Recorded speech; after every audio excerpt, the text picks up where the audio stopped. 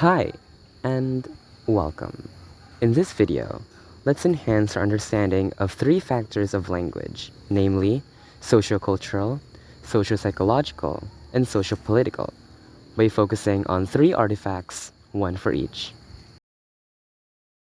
For the socio-cultural factor of language, let's look at this specific clip from this YouTube video published by Wired.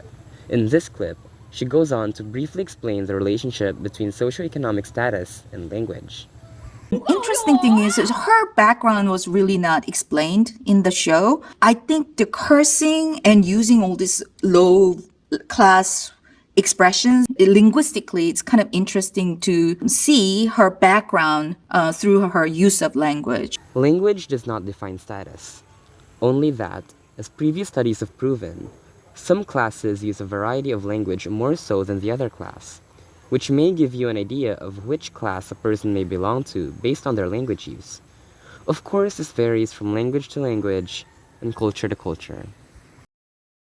For socio-psychological factor, I chose this image because it relates significantly to the topic language and identity.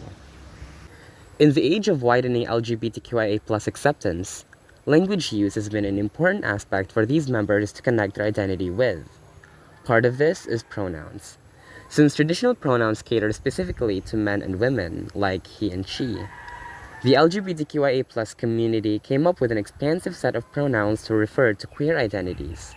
For example, in the English language, some bisexuals identify with the neopronouns ze/zer, while the non-binary identify with the singular gender-neutral pronoun they/them.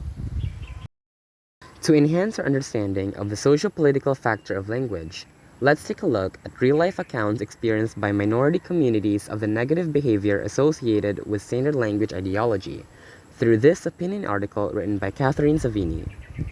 As stated, the imposition of standard language ideology happens too often in language learning classrooms.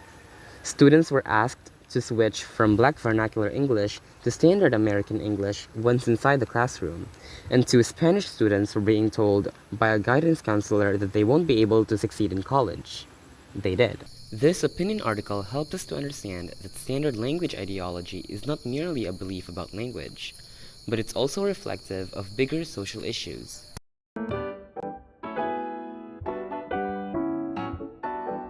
To conclude, language plays a vital role in shaping our personal and social life. These three sociolinguistic artifacts taught us how culture can predispose language use, how language helps us to establish our identities, and how language can even be a means of perpetuating social issues. With this, we understand how every facet of human experience is mediated by language, in ways big or small.